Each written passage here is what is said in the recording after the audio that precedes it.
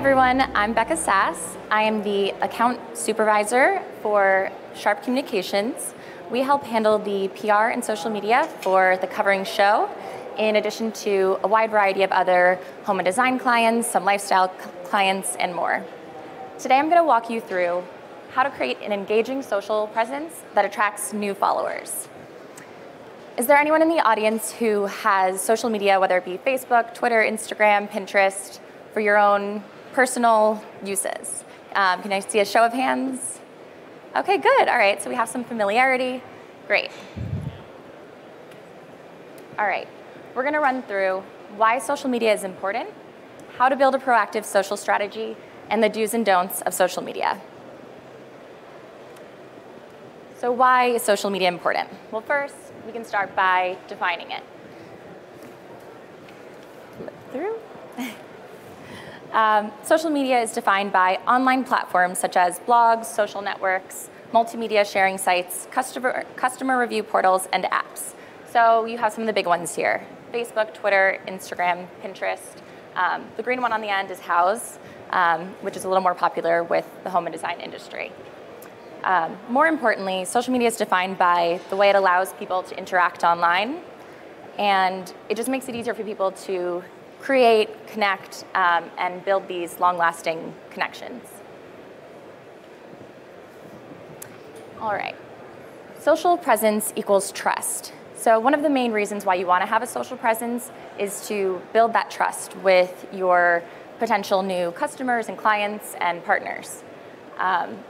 It's sort of in the same light as if you're having a cup of coffee with a friend and they say, I highly recommend this product, you're much more likely to go out and purchase that product because you have this trust and rapport with them. The same goes for brands and architects, interior designers. If you have this social presence, people feel this familiarity with you and are more likely to go to you for your services and your knowledge, your products, and keep coming back. So we found it has a direct impact on purchase behavior.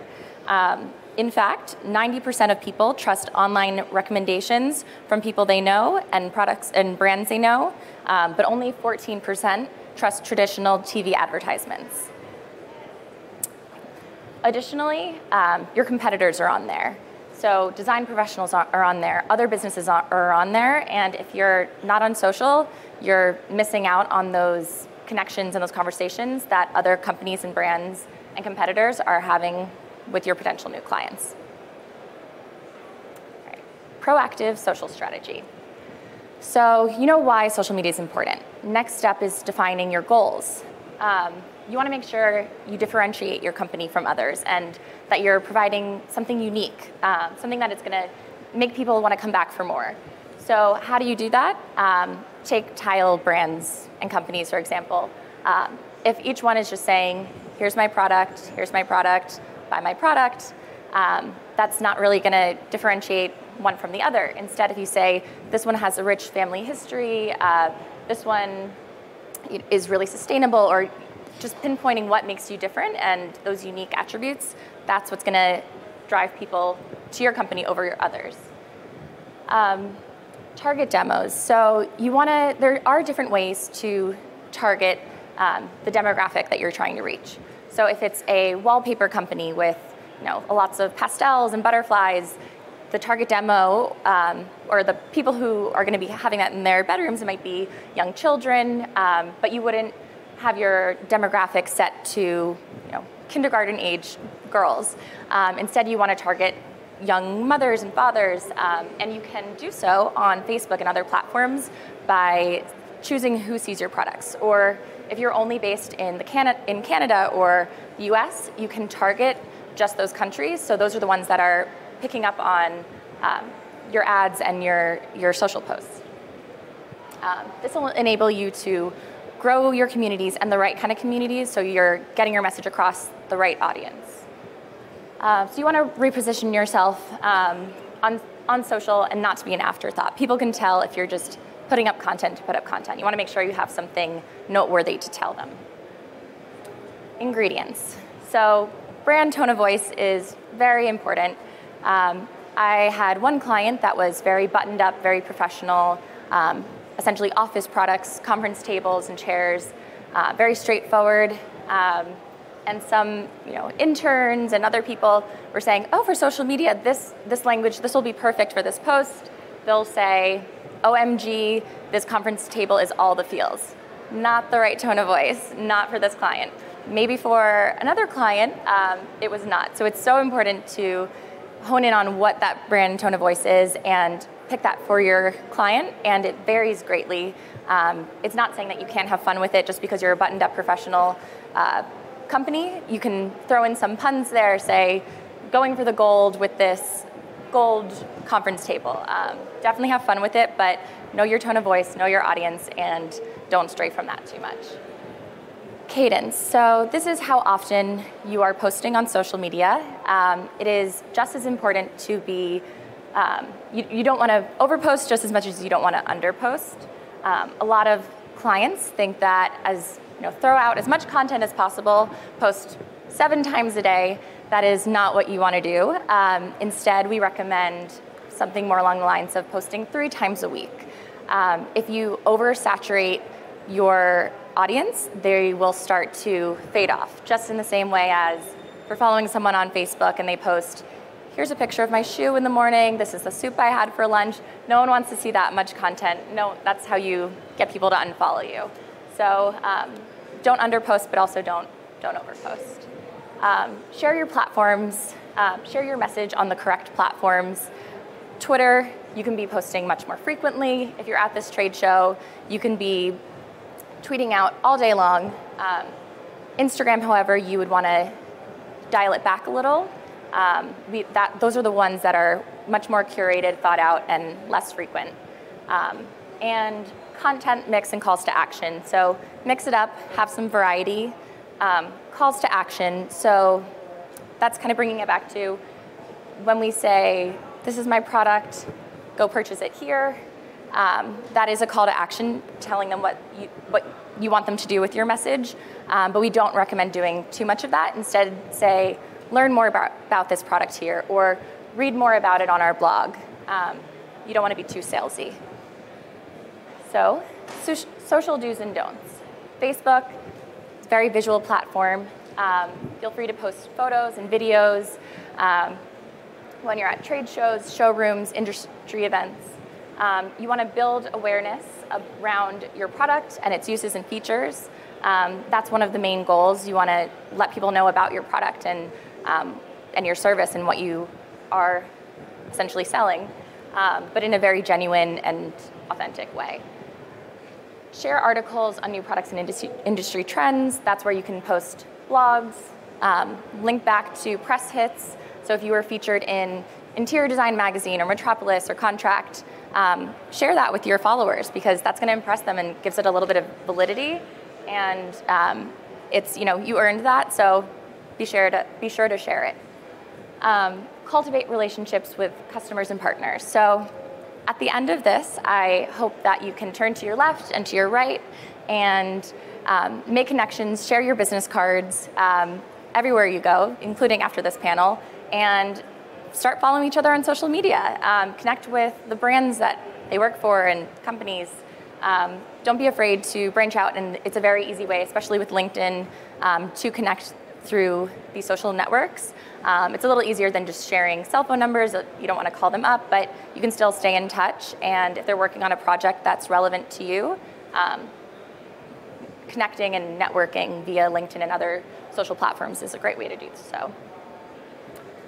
Okay.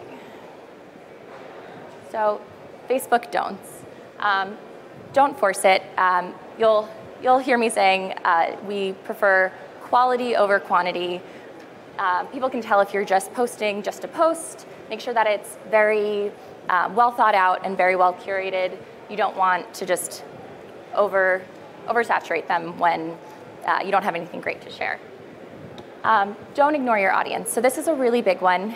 A lot of people will ask us, well, what do I do with a negative review?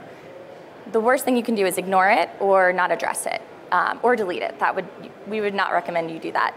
Instead, if you have a negative review, address it right away and say, thank you for reaching out. We would love to resolve this issue with you. Please contact us at this email address. So don't work out the details right in the comment section, but instead address it right away for everyone else to see. And you'll find that sometimes you can convert someone from having a negative review, then they'll come back and say, wow, I had an issue, but now I'm such a loyal follower and a loyal customer, they were able to resolve this seamlessly. So don't ignore them, don't delete their comments. They'll just go to their own personal pages and rant about you there. So address them in a timely manner. Think about your network and what they want to learn from around you. Can't say this enough. You don't want to just say, this is our product, this is our product. You want to have a little variety because that's what brings people coming back again and again. I always like to say, after I read a book or come out of a movie, what did I learn from this? So the same goes for social media. Are they just learning about your product, or on every Wednesday are they getting hashtag Wisdom Wednesday inspirational quotes that uplift them? Are they seeing the product in situ, how it looks in a kitchen space or a bathroom space? They want to get something out of it more than just seeing some products and product information. So keep that in mind. What else can they get from this? Switch it up, make it fun, and that's going to really grow your presence. And covered this a little bit. Don't talk like an ad. The great thing about social media is that it's a way to sell your products and services, but in a very authentic, genuine way. Have fun with it. People can tell when you're just trying to sell them something. So show how you design a space in some kind of funky, creative way, or how your product fits in unique ways. But don't just talk to people like an ad. Okay, Instagram do's. Absolutely love Instagram. It's very fun. There's so much you can do with it. It's very creative, but unlike Facebook, where it's more so about sharing articles and some photos mixed in, Instagram is a photo-first app. So there are ways to share articles, but in a different way, which we'll get into on the next slide. But primarily, you want to make sure it's very well curated. Think about how your grid looks overall, so not just the one post you're posting, but how the last 6 or 9 posts look, because that's how people see it when they come to your page. So you might want to have the last 9 posts sort of have a light pink tone to it, and then the next posts go into sort of a moody grays and blues. So you want to think about the overall look of your page and make it well curated. And that's going to make it just more visually appealing, and that's why people come to Instagram, to have these visually appealing, aesthetically pleasing images to see and to draw inspiration from.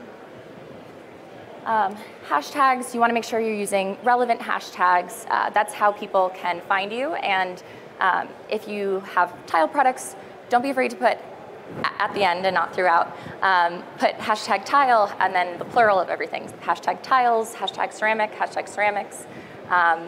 If we were here, we would say hashtag trade show, hashtag trade shows, hashtag Florida, hashtag Orlando. It goes on, but you want to make sure they're relevant.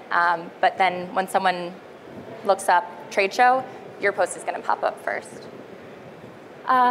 Get inspired by influencers.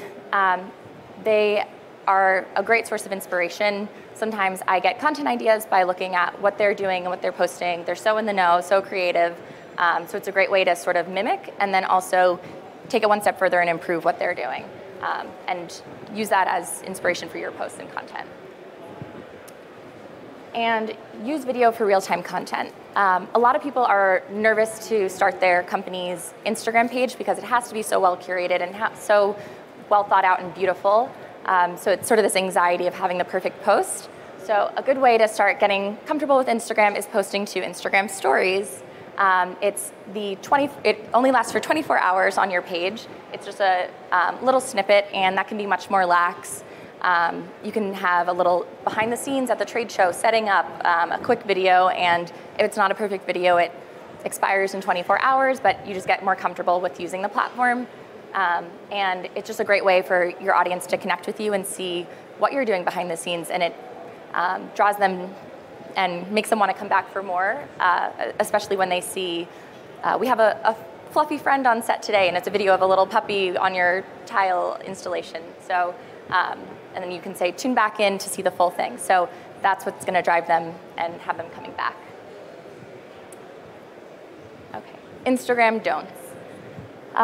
Do use hashtags, but don't spam your audience. You definitely don't want to say, I am at a hashtag trade show. It's in hashtag Orlando. So you don't want to have it kind of chopping up your sentence. Instead, there's something called hidden hashtags where you have your caption first, and then you do 3 drop-down dots, and then you list 30 hashtags underneath it. So that way it doesn't break it up when you're reading, but it still is getting people in who are searching for those hashtags. When they search trade show, they'll still come in. Additionally, I have seen this often where a popular hashtag will be trending, such as the Oscars. So you think a lot of people are searching this. If I put it in my caption, then it'll draw people in. But people will just get frustrated if you're at a trade show and you put hashtag Oscars, hashtag the Oscars, and it's not the Oscars. So just be relevant, be genuine, but don't be afraid to use hashtags. Don't use stock imagery. It's fine to have some fun photos of a company lunch or something, but people can tell the difference between when it's actually your company lunch or a stock image of someone smiling at their salad.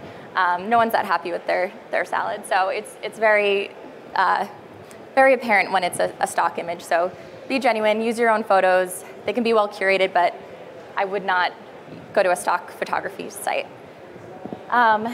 This is one of my biggest pet peeves. Do not post links in your Instagram captions. In a Facebook caption, if you have a link, you can click on it, it'll drive you directly to a website. In Instagram, that is not the case. It'll just be a static www dot and the long URL, but you can't actually click on it. So an alternative, instead of having this really long URL that no one's actually going to go into another browser and search, we recommend you at the end of your post saying, to learn more about this, go to the link in bio. So in the biography section of your account, that is where it links out actually, and it'll take them out to what you're linking to. So no more links in Instagram captions. Save that for Facebook. Say link in bio instead. Okay, so that's a very just short little snippet, just kind of touching on a few main things, and that kind of concludes the presentation, but I am happy to take some questions. Does anyone have any initial questions? Yes? I don't need the world to be looking at my posts. I need my market area to look at my posts. How can I control that, or should I? Okay, so he asked, he doesn't need the world to see his posts, he wants his market area to see his posts. How does he do that and control that? So that would be for targeting certain demographics. Facebook is a really great way where you can do that.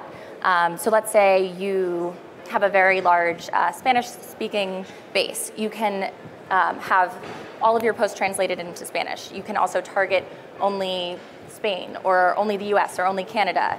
You can even get even more granular and say, I only want the people who are viewing this to be within ages 30 to 60, only male, and who have said that they like architecture, design, interior design, and gardening. So you can live within 50 miles of and live within 50 miles, exactly. There are tons of things. With some certain privacy breaches recently happening, you can't say how much household income they have. That's something you used to be able to target by, but there are lots of other ways where you can target based on location, age, gender, and so on. Is that available in all the formats? Yes, so you can definitely do that on Facebook and Instagram. I'm trying to think if I haven't personally done it on Pinterest, but I'm pretty sure most of these you can. But for the most part, you should be able to target on all of the main ones. Yep. Okay, in the back.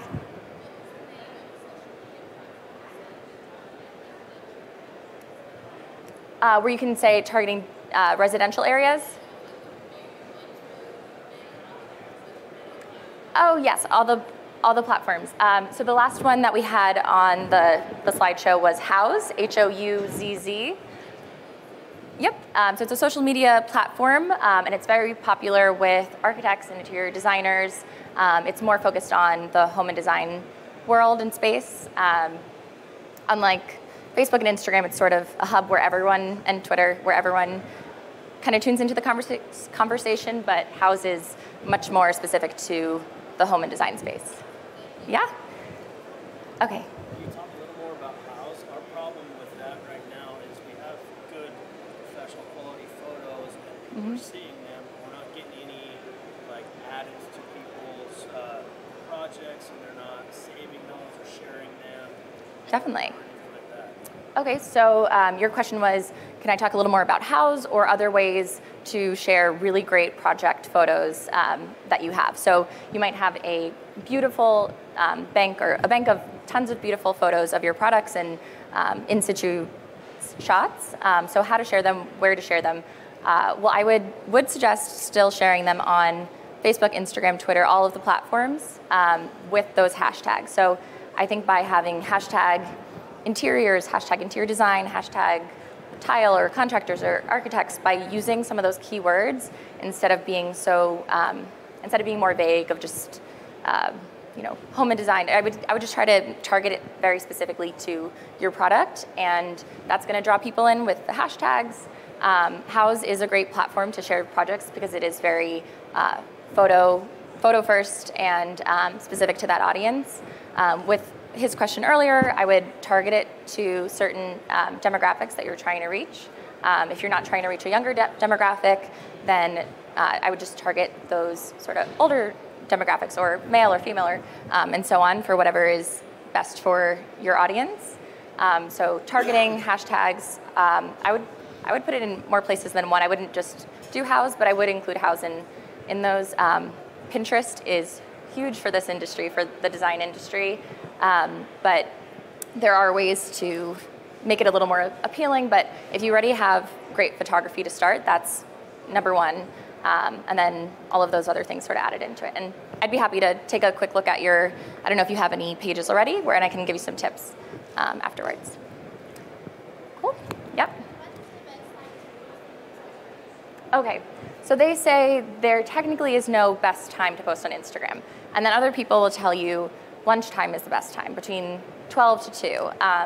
So if you have a business profile, you are able to access all of these really great metrics where it's specific to you. So what is the best time to post on Instagram for me is different than for my sister in California, and it's different for someone who works in an industry where, in a home and design industry versus the fashion industry. They might stay up later or something. So it really is different for everyone. Generally, I've heard that's sort of like lunchtime, everyone takes out their phone, you can kind of see the different peaks. But if you have a business account, check to see when you're getting the most likes. It'll tell you all of that information. Right down to, it'll say people are looking at your post most on Fridays between 10 to 12, and then again between 8 to 9 at night. So it'll tell you for your specific audience when people are looking, when they're engaging with it, when they're commenting the most. So it'll go into all that detail, but the real answer is there's no correct time.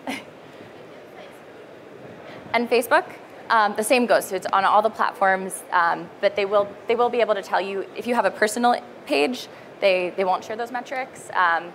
But generally, what I've seen is midday. People look at their phone when they wake up in the morning, when they're on their lunch break, and then right after work. So if you post at 3 in the morning, people aren't checking their Instagram pages as much, and they won't like your post. So if you want a lot of likes, I would recommend lunchtime. Yep. Okay. Are there? Yep. Sure. I would recommend between 2 to 3 posts a week. And for businesses, generally Monday through Friday, which happens to be very helpful to you because no one wants to post on the weekend. But for businesses, I have seen it performs best Monday through Friday. So you might want to start out with only posting on Tuesdays and Thursdays. And then when you get a little more content, things that you can build up, then post Monday, Wednesday, Friday. So then 3 times a week. But you never want to post more than, well, not never, but I try to not post more than once a day because then you're just kind of bombarding people and they don't want to see that.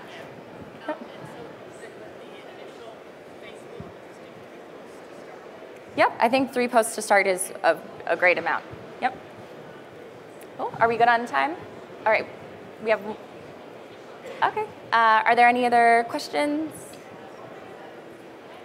Yep. So, when you're using Instagram, are there any suggestions you have? Obviously, Instagram, but it's not like Facebook, Google Ads, tracking and actually selling how ads work. So, do you have any best practices around this? Definitely. So her question is, for Instagram, what's the best way to use it for a business and to get your audience's attention? So I would say it is a little different than Facebook and Twitter, where you can be a little more salesy, but that's kind of what's great. You want to be very very genuine with it, and I think that's what we've seen influencers do so well, and that's why someone will.